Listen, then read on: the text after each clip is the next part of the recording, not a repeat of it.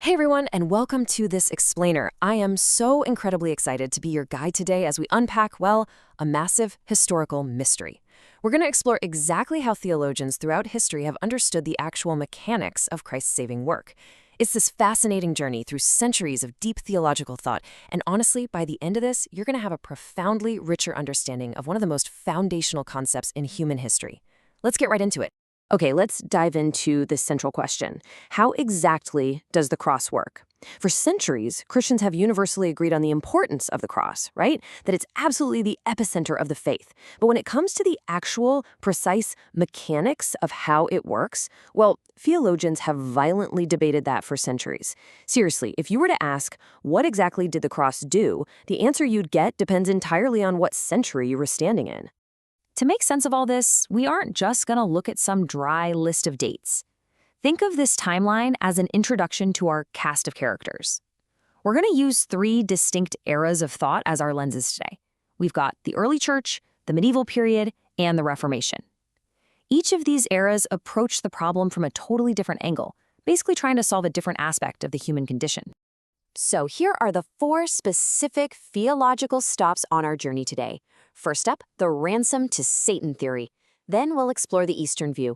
Number 3, we'll listen in on the great debate between Anselm and Abelard. And finally, we'll see the Reformers' final synthesis. Starting with Part 1, the ransom to Satan and early church metaphors.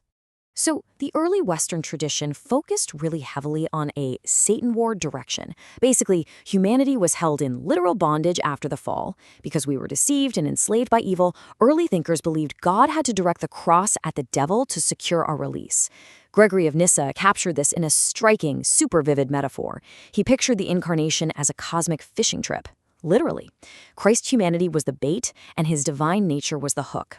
The devil, who is greedy for power, swallows the bait, but gets caught on the hook of Christ's indestructible deity. It is highly memorable, and it dramatically portrays God tricking the devil. But historically, theologians later realized that this idea of God deliberately deceiving Satan went a little bit beyond strict scriptural bounds. However, beneath that dramatic fishhook metaphor is a really solid concept taught by earlier thinkers like Origen, known as the Christus Victor theme. In this view, the atonement is primarily this massive victory over evil. God wasn't literally paying off the devil with a ransom, right? Rather, the cross was the ultimate battleground where Christ destroyed the evil powers that had obtained dominion over the world. It's like the ultimate triumph of the hero over the villain. Moving right along to Section 2, the Eastern view and the concept of deification. Now, over in the East, brilliant minds approached human sin from a completely different starting point than the West. And there's a brilliant contrast here. The West focused heavily on solving the problem of legal condemnation. Basically, humanity sinned, we broke the law, so we need the cross to pay the penalty. But the East, they viewed the fall as an infection. They saw humanity as suffering from biological corruption and death. So for the Eastern thinkers, the cure wasn't just a legal pardon on the cross. It was the actual physical rescue of human nature through the incarnation and the resurrection. And that brings us to a wildly fascinating, though honestly often misunderstood, Eastern concept called deification. So the absolute crucial point here is this. Deification does not mean humans turn into actual literal gods. No way, that would be heretical. Rather, it means that God rescues our decaying human nature and builds his divine attributes, his love, his goodness, his eternal life into his people. It's all about participating in God's energies, not his invisible essence, to actually overcome the corruption of death. This idea is perfectly captured in this famous, super provocative sentence by Athanasius. He basically argued that the incarnation itself was the mechanism that healed us. By God taking on human flesh was suddenly infused with divine life. God participated in our human nature so that our human nature could participate in his divine life. It's really just a breathtakingly beautiful way to view the healing power of Christ's work. Which brings us to Section 3, Anselm and Abelard, and the medieval debate. As we enter the Middle Ages, there's a massive shift. The focus moves sharply toward God's honor and human psychology. Before we meet our two intellectual heavyweights, though, we really need to break down the dueling theories that define their debate. Objective atonement argues that Christ's work accomplished something external. It changed the actual cosmic reality between us and God, a Godward direction. Subjective atonement, on the other hand, argues that Christ's work primarily changes things inside of us, moving our hearts and sparking an internal moral transformation, humanward. So it's external justice versus internal change. Enter Anselm. He championed the objective view in his famous work Cur Deus Homo, or Why God Became Man. Using the imagery of the medieval feudal system that he actually lived in, he built this airtight logical sequence. Step 1. Our sin dishonors the Lord of the universe. Step 2. We owe a massive debt of restitution.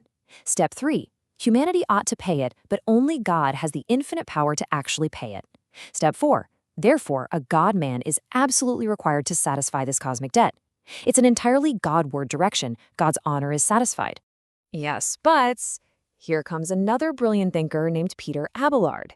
He looked at Anselm's airtight logic and basically said, you are missing the human element entirely. Abelard argued for the subjective view, which we know as the moral influence theory. He believed Anselm's legal debt model was just too cold. For Abelard, the cross wasn't some cosmic transaction to pay off God's honor.